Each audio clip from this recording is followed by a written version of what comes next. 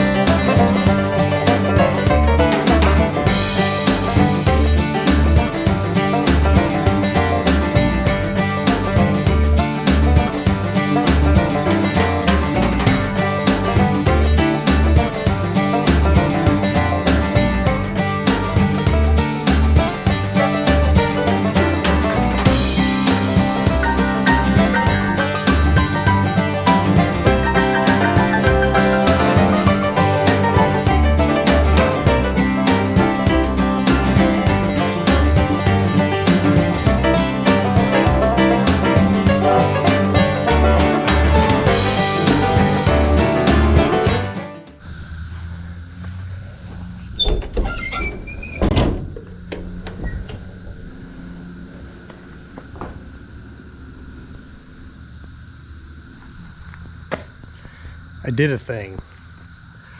I'm an idiot. Here we go.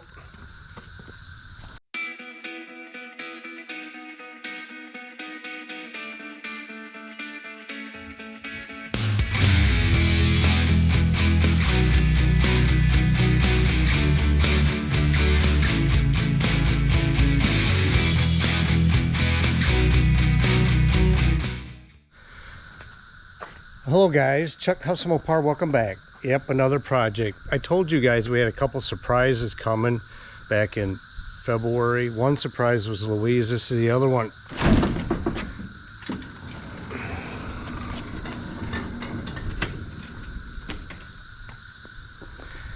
Four years ago, I bought a race car.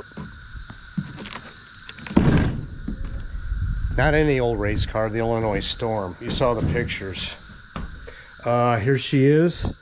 Boys, I've hardly seen this car since I bought it. I'll be honest with you. I put it away and pretended it didn't exist. But in the meantime, I went ahead and bought parts. You know, I've got an engine.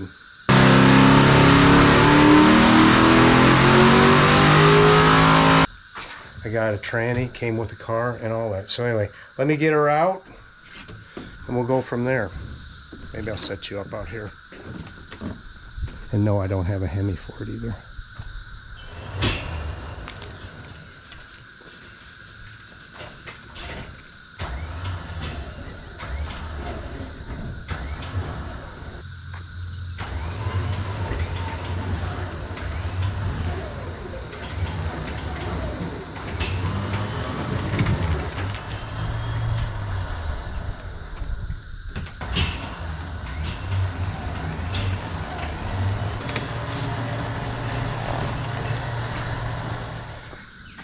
So yeah, I bought a race car, which to me is one of the dumbest things to do in the world. I'm going to explain that to you why at the end of the video. Anyway, so still doing the deal. 40 years ago, I was working on Louise, and I've always, since I was a baby nerd Mopar guy, I wanted to race. Who hasn't, I suppose. So anyway, I started calling these guys. I called Craig. He was the second owner of this car as a race car. I called Joel. I said, Joel, what was that car? What was the Illinois Storm? Because this thing left my hometown of Savannah, Illinois in 1980. He said it was a 67 Belvedere too. I'm like, oh, that's cool. I thought I'm going to get a shell, I am gonna learn how to weld, and I'm gonna make a race car someday in my garage. Then I called Larry Pontiac up. Larry has Mopar City. I hadn't seen these guys in 35 years, boys. You know, I was 18 to 25 years old. 18 when I saw Pontiac last. I was a kid. He said, I think it's for sale. I said, what, the Storm? He goes, yeah. So sure enough, I called Brian Brady. They had bought the car in around 92. And they're that's these guys. And they've had it. It hasn't raced since late 90s, and they had a Hemi in it. Blew up. But his dad had the rear bumper re-chromed. A lot of this is original from what Joel had originally. I don't know who did the hood. Joel had the bumper and lightning. His brother, Kevin, Percy Brothers, found this HP2 emblem in 72. Do I need to tell you guys that was a 6-month only thing? High performance Plymouth, HPP, HP2. So that came on the Hemi cars, and they weren't around long, so that was on a Hemi car. It's the only thing original. So anyway, so the genesis of this car, Joel owned it, found it on Brady Street, Davenport, Iowa, around 1972. There's a picture of him. It was orange with big gold metal flake, and it had a Hemi scooped hood. Now, I don't know if he meant this hood. I pictured a 68 Hemi scoop. I don't know. And then in 74, this picture, all that clear coat for that, kept that gold flake in, was cracking bad, so he had it done up like this. Looks like a Saxa Martin car, kind of. And then Craig Blue, he bought this in 77 and raced it. Had the 8 3/4, it's original red 8383 car. I've got the paperwork on it from Chrysler. And in 78, he went and had it back half and had a roll cage put in. Roll bar, whatever. So anyway, he sold in about 1980, and he bought Larry Griffith's old 71 Demon, raced that for a few years, and had a car built in 83, a Murata. So I was looking at this thing, and I'm like, Brian Brady, he sent me pictures, and I'm like, there's no way I can ever build this car so for that what I paid for it. So I bought it. Let's take a look inside, boys. It's got some Saxa Martin seats in it. Everything's original. The Brady's had put a new dash pad in. Headliner. All of that. It's got a lot of gauges. Well, there's 6. Trans temp, volts, fuel. I don't know. We need all that. Brake pressure. Not the worst thing to have, I suppose, the brake pressure. We probably don't need all that. His dad was an engineer, Brian. Brian got this car. He was 15. And hopefully Brian hadn't got his growth spurt yet, because now he's about 6'1", and I'm not. So I sat in it. Seems like I could drive it without moving the seats, but anyway. So we're going to take a look at her here a little bit. I'll get the hood off, or the deck lid and the hood off, and we'll go from there. Got an oil change at 20 hours, oil at 20 hours, crazy. But yeah, it has a VIN. This thing has a title. I could drive this on the street. The VIN tag still has orange paint on it. Man back home that just passed away had painted it, and he did all the Ferris cars too, the 65, 67 cars. These guys were kids back then. They were like 18, 20 years old. They're doing all this racing and doing that. So anyway, let me show you how beautiful this thing is and the whole 9 yards. I had to do this number here. They put the, I needed to get the window down. And there we go. See, that's how you put the window down. Joel, you guys did that, didn't you? See that over there? Yeah. Okay, boys, let me get the hood off, and we'll go from there.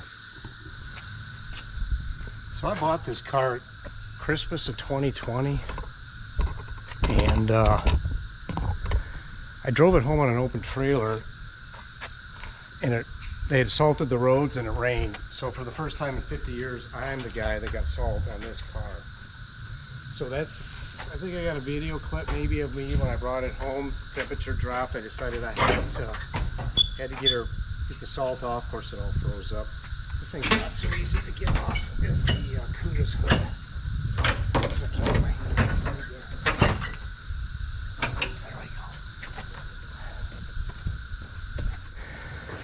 Brian and his dad went ahead and Brian drilled out all the spot welds, and they put in new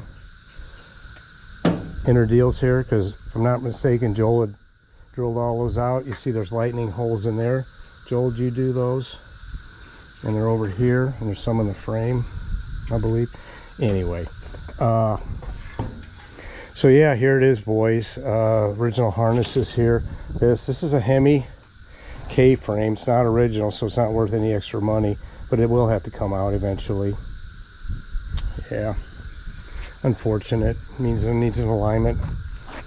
Joel ran this, I don't know what you said, Joel. You ran low 11s with it, 4-speed, 8 3/4.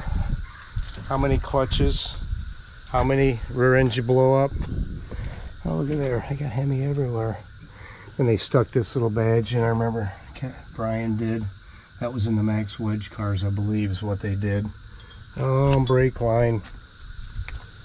Yeah, this thing will need all mechanical stuff. It's going to need, the fuel cell needs to be cleaned out, brake lines. But it's a 4-disc brake car. It's got strange axles in it. Has it's got dual fuel pumps. There's a fuel cell in there. I think I'll reuse because it's made for it. Just need to be cleaned out. But whatever. Brian also had a Hemi he wanted to sell me, but it was more than I paid for the car, so that didn't happen. I've got this thing out now, boys. Like I said, I've got a motor for it. Made some good horsepower. Let's just say they ought to put this thing in solid mid-10s, but I don't plan on really doing anything yet. I got it out now because I was supposed to take it to an event that's been canceled, but I already made plans. We're gonna get the graphics put back on, so that's why I got it out now, and all that. So I'm gonna start peeling graphics off. I'll probably load it back in the trailer, and then she's going to I'll take it to the graphics place, and they're gonna put them on there. Oh, so far so good. My question is, how much of a ghost is it going to leave behind once I peel it off? Anyway, I don't know what else I can show you, boys. Yeah, I bought a trailer too. I bought that last year. It's getting a 470. The 470's done.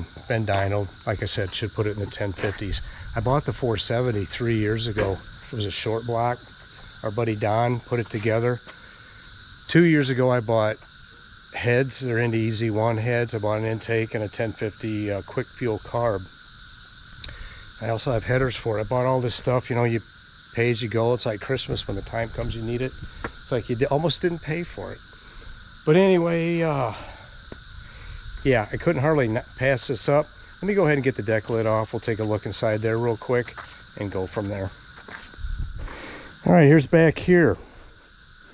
Fuel pumps, solenoid for them, rear light harness. Looks like we got a throttle cable here. That's cool. Can't imagine it'd work. Let's see. The underneath of the car still smells like race gas, boys. Like I said, oh yeah, there's fuel in there.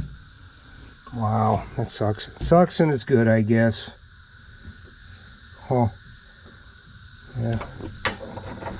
When I race this thing, I'll need to run it on 112 octanes. The motor's around, it's in the mid-13s for compression. Yep, right in there.